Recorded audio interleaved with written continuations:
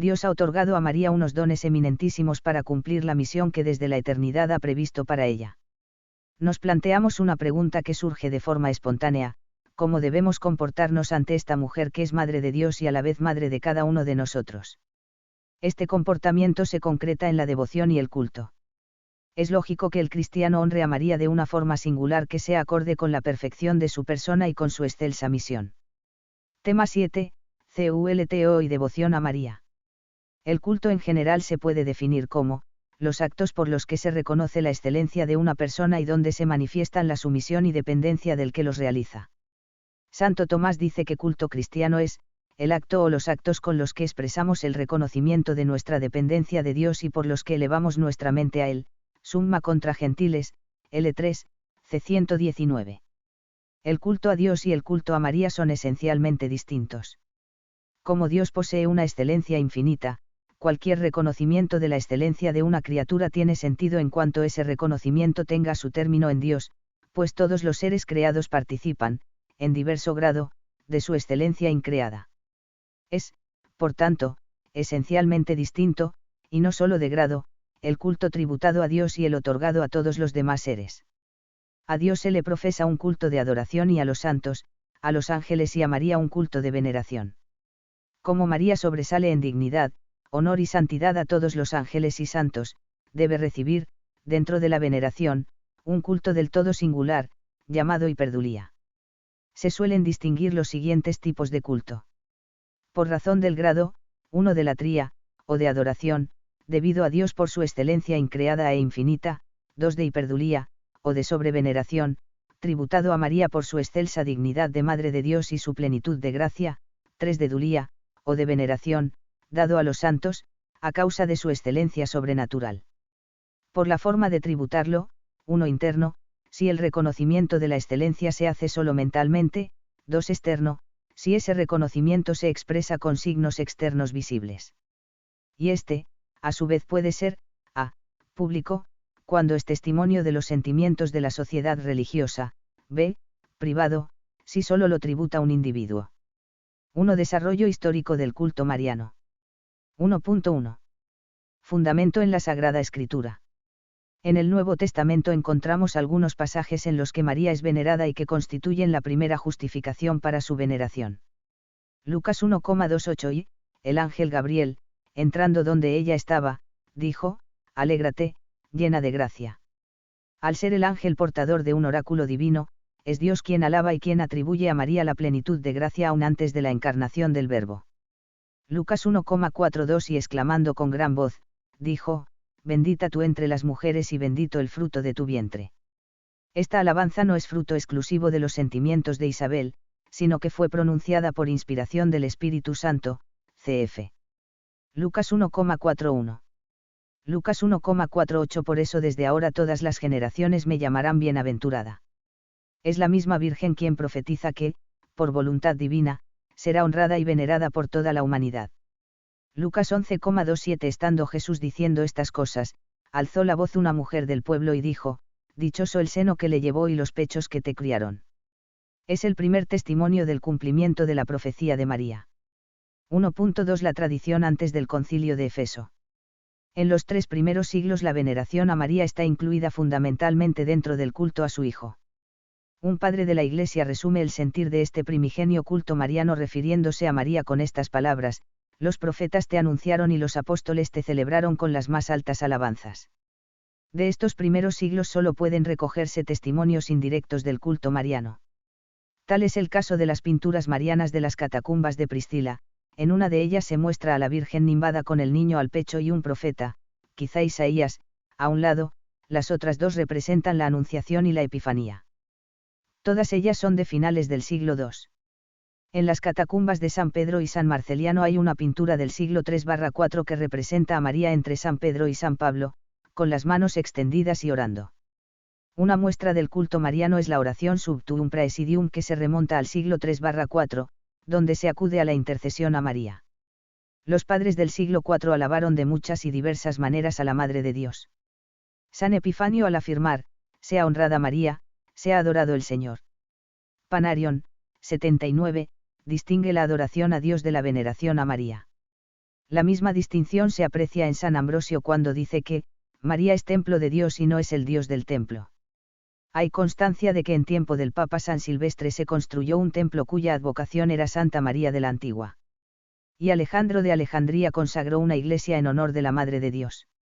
Se sabe, además, que en la iglesia de la Natividad en Palestina, construida en la época de Constantino, se honraba a María en su milagrosa concepción de Cristo. Existen datos fidedignos afirmando que la mención venerativa de María en la plegaria eucarística se remonta al año 225 y que en las fiestas del Señor Encarnación, Natividad, Epifanía, etc. se honraba también a su madre. Hacia el año 380 se instituyó la primera festividad mariana, denominada indistintamente, Memoria de la Madre de Dios, Fiesta de la Santísima Virgen, o, Fiesta de la Gloriosa Madre. 1.3. Después del Concilio de Efeso.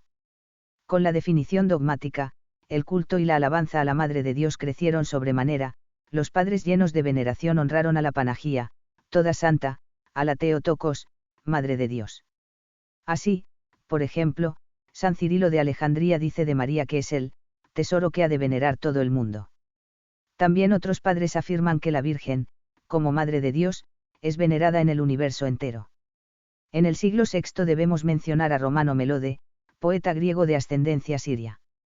Compuso bellos himnos, entre ellos el famoso himno Acatistos, no sentado. Consta de 24 estrofas, las 12 primeras relatan el Evangelio de la infancia y las 12 últimas cantan al Mesías, y a la Theotokos. A cada estrofa impar le sigue un conjunto de alabanzas marianas, que constituye un resumen de los privilegios de la Virgen. San Germán de Constantinopla fue un entusiasta defensor del culto mariano y comentando el Magnificat, dice, tú dijiste, con razón, que todas las gentes habrían de proclamarte bienaventurada, a ti ninguno podrá honrarte como te mereces. Incluso afirma que, no hay un lugar donde ella no sea venerada. San Andrés de Creta, San Modesto de Jerusalén, San Ildefonso de Toledo, San Juan Damasceno hablan del singular y supereminente culto que María merece por ser Madre de Dios.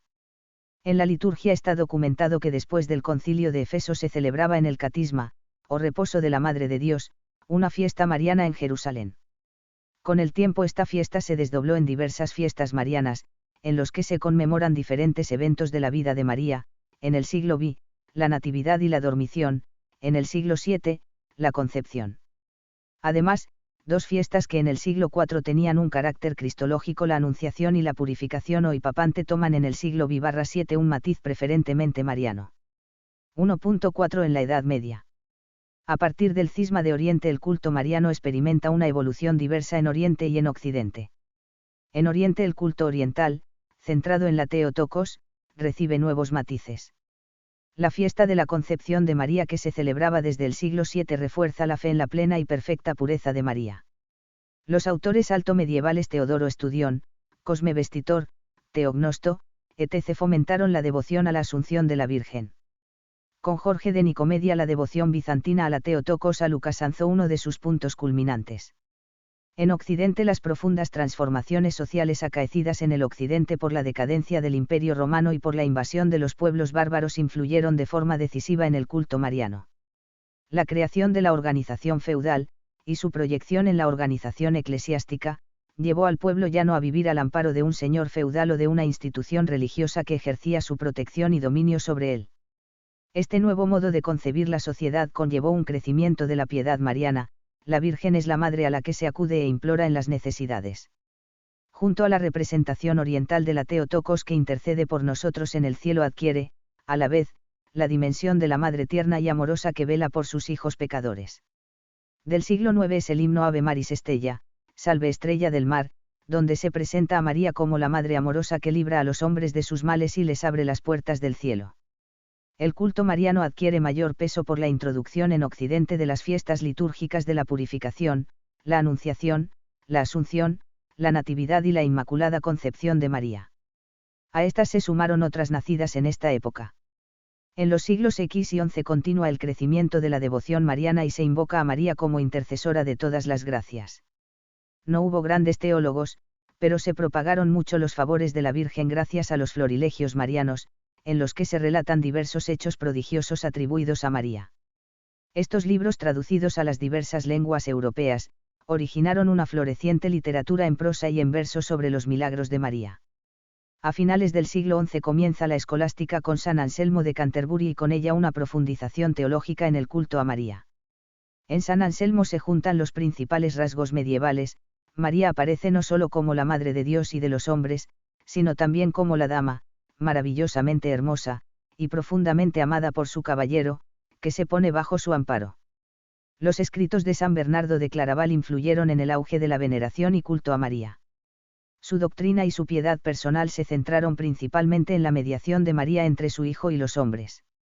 La dilatada convicción en la mediación se manifiesta de forma patente en la conocida oración, acordaos, memorare. Esta oración es atribuida a San Bernardo.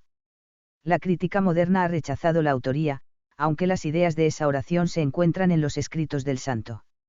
Los discípulos de San Bernardo difundieron por el occidente la mediación mariana y extendieron la devoción a María Dolorosa al pie de la cruz. Consecuencia de ello, junto a la severa imagen románica de la Virgen con el Niño, aparece la imagen gótica de la Dolorosa y de la Piedad, en que se presenta a María con el cuerpo de su Hijo en el regazo. A la vez, en Inglaterra, se comienza a contemplar a María en sus momentos de gozo. De finales del siglo XI es el himno Salve Regina, que fue difundida primeramente por los cistercienses y con posterioridad por los dominicos. El himno Alma Redemptoris Mater es de finales del siglo XII y está inspirado en el Ave Maris Stella. En este tiempo se populariza la plegaria Ave María, reducida entonces a la parte de la salutación angélica utilizada en la liturgia bizantina desde el siglo VII, pero que en Occidente se hizo popular al incluirla en el oficio parvo, devoción cuyos orígenes se remontan al siglo X y que en el sínodo de Clermont se ordenó su rezo a los clérigos todos los sábados y que posteriormente fue utilizado por las asociaciones de fieles. En este periodo se difundieron también las letanías de los santos, que siempre incluían varias invocaciones a la Virgen. Al crecer excesivamente estas invocaciones se reunieron todas ellas en colecciones de letanías marianas. La más conocida en la actualidad es la letanía de Loreto o letanía lauretana. En el siglo XIII los franciscanos y dominicos fueron los grandes propulsores de la devoción a la Inmaculada y al Rosario, respectivamente. La Orden del Carmelo propagó la devoción al escapulario de Nuestra Señora del Carmen. Por esta época aparecen con profusión los Mariale, libros escritos en alabanza de María. Entre ellos debe mencionarse el atribuido a San Alberto Magno que, basándose en el relato de la Anunciación, sostiene que los privilegios marianos proceden de su plenitud de gracia. En el siglo XIV los servitas extendieron la devoción a los 7 dolores de María, y también en este tiempo se popularizó la recitación del Ángelas, compuesto por el franciscano Benito de Arezzo. Posteriormente los dominicos recomendaron esa misma práctica piadosa. Dentro de la literatura mariana tuvieron mucho influjo los libros sobre la vida de María, en los que se recogen leyendas carentes de rigor histórico, pero que favorecieron la devoción a los diversos misterios de María, y en especial a la Madre Dolorosa. 1.5 En la Edad Moderna. Al final de la Edad Media, S. existe una intensa piedad mariana en el pueblo cristiano. En la predicación mariana se daban, a veces, exageraciones objetivas, fruto de un entusiasmo y de un amor poco matizado. Estas desviaciones, junto a la nueva mentalidad renacentista poco proclive a la devoción mariana, llevaron a los protestantes a rechazar el culto católico a María, considerándolo aberrante y ensombrecedor del culto a Cristo. Por principio, los reformadores, aun aceptando la maternidad divina de María y su perpetua virginidad, no podían sostener ni su intercesión ni su culto. Ante esos ataques el Concilio de Trento legitimó el culto a la Virgen y progresivamente se encauzaron el culto y la devoción marianos hacia formas de mayor contenido doctrinal. La piedad mariana, en los países católicos, siguió su curso. Se impulsó grandemente la devoción al Rosario mediante las hermandades fundadas por Alaano Uderupi, y por la fiesta del Santo Rosario establecida por S. Pío V en acción de gracias por el triunfo cristiano en la batalla de Lepanto. En esta época aparecen algunos autores católicos que defienden con ardor la doctrina mariana católica, frente a los ataques protestantes. Tal es el caso del jesuita San Pedro Canisio, gran propagador del Rosario y defensor de la doctrina mariana católica contra las tesis protestantes, San Roberto Belarmino, cuya doctrina mariana está diseminada en diversos escritos suyos. Fue, además, un infatigable defensor de la salve contra los reformadores, San Lorenzo de Brindis, franciscano, cuyo Mariale en muchas partes sigue a la obra de San Bernardino de Siena. Bastantes órdenes y congregaciones religiosas fundadas o reformadas en esta época desarrollan una espiritualidad mariana. El cardenal Pedro de Berulle, fundador del oratorio francés, recomienda como devoción privada la esclavitud mariana. Además renovó la devoción a la Virgen, dándole una dimensión cristológica y eliminó algunos aspectos aparentemente supersticiosos. El Peulie, discípulo del anterior, fue el fundador de los sulpicianos, eminente predicador, ejerció una gran influencia en su tiempo. Defendió la esclavitud mariana. San Juan Eudes, fundador de la Congregación de Jesús y María, eudistas, difundió la devoción a los corazones de Jesús y María, devoción que pronto se hizo muy popular. De San Luis M. Grignion de Montfort se ha dicho que es el maestro de la devoción mariana. Su libro tratado sobre la perfecta devoción a María a Lucas alcanzó un gran éxito. En él se propone como itinerario espiritual para el hombre la total entrega interna y externa a María, para que ella lo modele, según el querer de su Hijo. San Alfonso M. Ligorio, escribió Las Glorias de María, como reacción al racionalismo de su época, deseoso de suscitar de nuevo la devoción mariana. Los redentoristas, fundados por él, en sus misiones populares, combatieron el jansenismo inculcando una ardiente devoción a la Virgen, etc. A principios del siglo XVII en España hubo una explosión de fervor inmaculista. Comenzó en Sevilla y se extendió rápidamente por toda la península, donde las universidades, los cabildos y los municipios emitieron el voto de defensa a la Inmaculada. 1.6 En la Edad Contemporánea. El dogma de la Inmaculada Concepción de María definido por Pío IX en el año 1854, produjo un crecimiento en el fervor mariano, apareciendo nuevas formas de mostrar el amor que el pueblo cristiano tiene a su Madre y Señora. Propiciadas por esa declaración dogmática surgieron muchas congregaciones religiosas de inspiración mariana. Al menos 700 congregaciones femeninas creadas en los siglos XIX y XX adoptaron una espiritualidad mariana, e incluso su nombre hace referencia a María bajo alguna prerrogativa, en especial la Inmaculada, la Asunción y el Santo Rosario. El magisterio de los papas de este periodo ha jugado un papel decisivo en el auge de la devoción mariana. Además de Pío IX, debemos citar a León XIII, que en una encíclica pondera la importancia del culto mariano para la vida de los fieles, poniendo a San Juan como modelo de trato a María, Enc. Augustissimae Virginis. El Santo Rosario recibió un aliento poderoso con las 12 encíclicas publicadas por este papa, convirtiéndose en una devoción habitual entre los cristianos. Benedicto XV instituyó el año 1921, a instancia del movimiento mediacionista, la fiesta de Santa María Mediadora de todas las gracias, y Pío XI se hila al paso de una cierta crítica al culto mariano en la conmemoración del 1500 aniversario del Concilio de Efeso. Pío XII consagró el mundo al corazón inmaculado de María en 1943. Definió el dogma de la Asunción de María en cuerpo y alma a los cielos en el año 1950. En su encíclica Ad Coeli Reginam, incluyó en el calendario litúrgico la fiesta de Santa María Reina. 1.7 En el Concilio Vaticano II. Después de haber tratado ampliamente de la misión de María en la obra de la salvación, Lumen Gentium n 55 a 59, y de haber reflexionado sobre su relación con la Iglesia, Lumen Gentium n 60 a 65, el concilio trata del culto a la Bienaventurada Virgen María en la Iglesia, Lumen Gentium n 66 a 67. El n 66 trata de la naturaleza y del fundamento del culto mariano. Se afirma que la Iglesia tributa a la Virgen, un culto especial, y permanente, que se concreta en la veneración, en el amor, en la invocación y en la imitación a la Madre de Dios. Pero estas formas diversas de culto deben conducir a que sea mejor conocido y glorificado su Hijo. En el N67 se dan algunas directrices para el correcto ejercicio del culto mariano, a los fieles se exhorta que fomenten en especial el culto litúrgico y las prácticas tradicionales de piedad mariana, a los teólogos y predicadores se les recomienda que expliquen, de acuerdo con el dato revelado, la persona y misión de María. Finalmente a todos los fieles se recuerda que el culto mariano procede de la fe y nos conduce a una imitación de las virtudes de nuestra Madre. 1.8.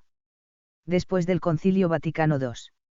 A la conclusión del Concilio Vaticano II, por muchos y variados motivos se originó una crisis profunda en el quehacer teológico y en especial en la Mariología. De hecho, el decenio siguiente a la promulgación de la Constitución Lumen Gentium, 1964 a 1974, se ha denominado el decenio sin María, por el evidente vacío de la Virgen tanto en la teología como por la inquietante disminución de la devoción mariana. Poco a poco, pero de forma constante, el culto, la devoción, la piedad y la espiritualidad mariana han ido recuperando su lugar en la vida de los cristianos. Esta religiosidad, que podemos denominar popular, no se ha encuadrado solo en el ámbito personal y privado de los creyentes, sino que progresivamente ha adquirido una dimensión comunitaria y de participación eclesial. El Concilio Vaticano II, por medio de las constituciones Lumen Gentium y Sacrosanctum Concilium, puso las bases para una provechosa reforma litúrgica del culto mariano. Exhortación Apostólica Marialis Cultus. La reforma impulsada por el concilio quedó plasmada de modo especial en la Exhortación Apostólica Marialis Cultus, promulgada por Pablo VI el 2 de febrero de 1974. Este documento consta de 3 partes netamente diferenciadas. A. Primera parte, el culto a la Virgen en la liturgia, consta de 2 secciones entre sí complementarias. Primero, la sección primera se centra en el lugar de la Virgen en la liturgia restaurada. Siguiendo las directrices del último concilio, se enfatiza en la ubicación de María dentro del ciclo anual de los misterios de Cristo. Segundo, la segunda sección, la Virgen modelo de la Iglesia, en el ejercicio del culto profundiza en las relaciones entre María y la liturgia. Es decir, presenta a María como ejemplo de la actitud con que la Iglesia debe celebrar los sagrados misterios. Se toman como modelos de referencia, para el culto mariano, las disposiciones de María en su relación con Cristo. María es la Virgen oyente, la Virgen orante, la Virgen Madre, la Virgen oferente y la maestra de la vida espiritual. B. Segunda parte, por una renovación de la piedad mariana, Pablo V desea indicar los principios programáticos para adecuar la veneración a la Madre de Dios a las circunstancias actuales, según el lugar y el tiempo, y según la distinta sensibilidad de los pueblos y su diferente tradición cultural. Primero, en la sección primera muestra las notas características que debe tener una verdadera devoción mariana, trinitaria, cristológica, pneumatológica, eclesial. Segundo, en la sección segunda se dan 4 orientaciones, para que la renovación del culto mariano esté en sintonía con el espíritu del concilio. Toda veneración mariana debe tener las siguientes orientaciones: bíblica, litúrgica, ecuménica, antropológica. C. Tercera parte. La tercera parte, la exhortación da unas indicaciones sobre 2 ejercicios de piedad mariana, el Ángelus y el Santo Rosario. 2 prácticas recomendadas por los papas precedentes y que actualmente conservan su valor de contemplación de los misterios de Cristo, a los que se encuentra inseparablemente unida su Madre. Misas de la Virgen María. Todas las indicaciones emanadas en el Concilio Vaticano II junto con las directrices de la Exhortación Marialis Cultus han servido de pauta para la publicación de este Misal de la Virgen, aprobado el 15 de agosto de 1986. Los praenotanda, directrices o normas, del misal exponen los motivos para la publicación de estas 46 misas en honor de Santa María, promover una recta devoción para con la Madre de Dios. Este misal contiene unas misas específicas para los tiempos litúrgicos. En concreto, 3 misas para Adviento, 6 para el tiempo de Navidad, 5 para Cuaresma, 4 para el tiempo pascual. Las misas para el tiempo ordinario están clasificadas en 3 secciones: A. 11 formularios que celebran la memoria de María bajo una serie de títulos tomados de la Sagrada Escritura, o que expresan su relación con la Iglesia. B. 9 misas sobre advocaciones que recuerdan su intervención en la vida de los fieles. C. 8 formularios que conmemoran la memoria de María bajo títulos referentes a su poderosa intercesión en favor de los hombres. 2. Fundamento dogmático del culto mariano. El Concilio Vaticano II expone resumidamente el fundamento del culto a María, Lumen Gentium, n. 66. La Virgen merece una veneración especial, por ser Madre Santísima de Dios. La dignidad de la maternidad divina, y todo el cortejo de gracias que la acompañan, elevan a la Virgen a un grado eximio de excelencia, porque tomó parte en los misterios de Cristo.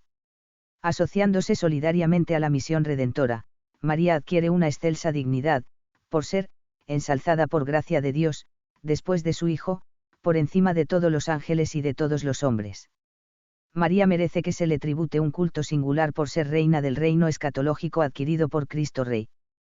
Pablo V, basándose en la doctrina conciliar, reitera en la exhortación Marialis Cultus como sólidos fundamentos dogmáticos, n. 56, del culto mariano, además de los ya expuestos, los siguientes: su misión única en el pueblo de Dios, del que es al mismo tiempo miembro eminentísimo, modelo acabado y madre amorosísima, su incesante intercesión, pues, habiendo sido asunta al cielo, sigue cercanísima de los fieles que le suplican y de los que ignoran que son hijos suyos, su gloria, que ennoblece a todo el género humano.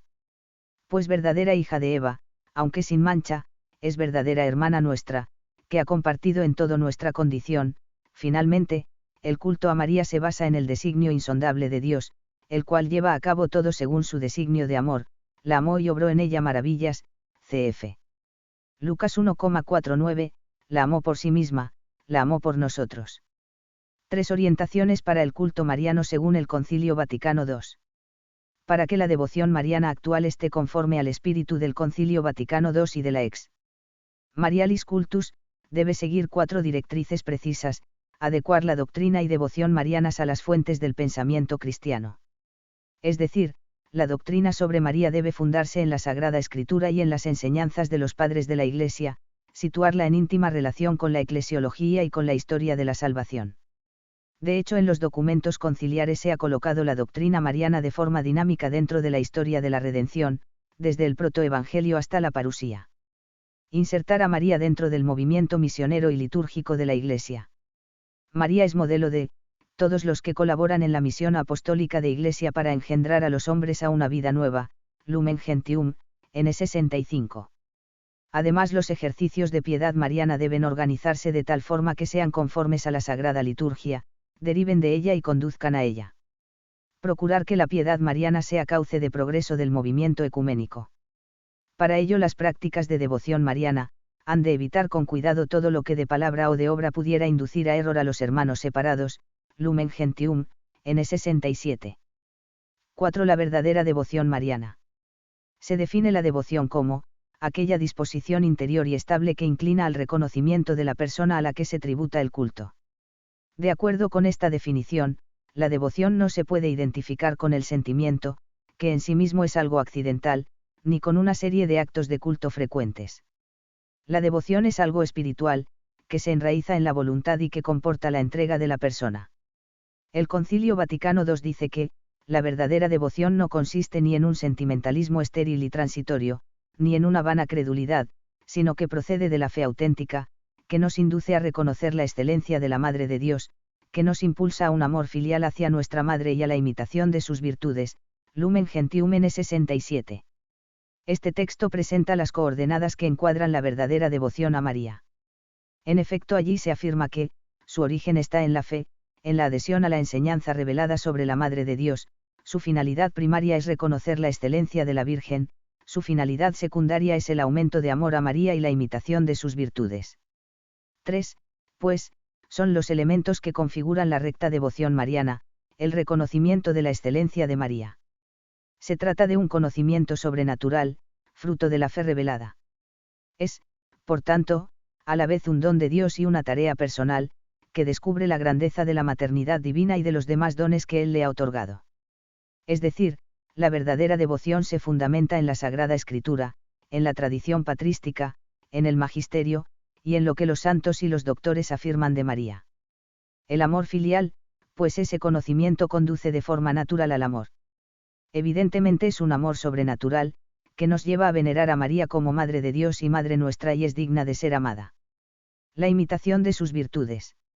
Si el amor es verdadero, tiende siempre a la identificación con la persona amada y, consiguientemente, a imitar su total entrega, a través de una vida que es un modelo supremo de fe y de obediencia a la voluntad salvífica de Dios. 5 plegarias marianas. El Concilio Vaticano II anima a todos los hijos de la Iglesia a que estimen en mucho las prácticas y los ejercicios de piedad hacia ella recomendados por el Magisterio en el curso de los siglos, Lumen Gentium, N. 67. 3 son las notas que deben tener estas plegarias para que estén en sintonía con el sentir de la Iglesia, que en ellas se vea que María es para nosotros, la Madre de Dios Hijo, y por eso hija predilecta del Padre, y sagrario del Espíritu Santo, N. 53, y que cuanto se hace en su honor, redunde en adoración y gloria de la Santísima Trinidad. Que en esas prácticas piadosas quede bien patente que todo cuanto es María, lo tiene por ser Madre de Cristo. Que siendo Madre y modelo de la Iglesia esa devoción mariana nos lleve a vivir en plena lealtad con la Iglesia. De las variadísimas formas de plegarias marianas existentes, el Papa Pablo V en su ex Marialis Cultus se centra en dos. 5.1 El Ángelas.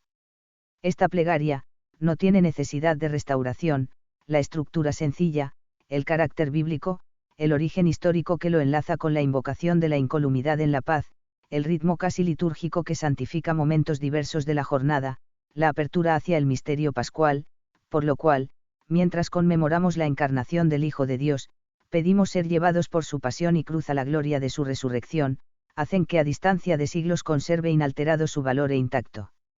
Su frescor, N41. 5.2 El Santo Rosario.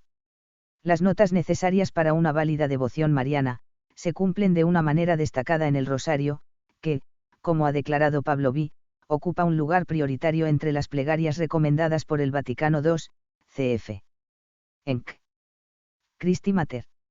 La ex Marialis Cultus reitera la misma validez sobre el Rosario, fundándose en las siguientes consideraciones, en 42 a 55.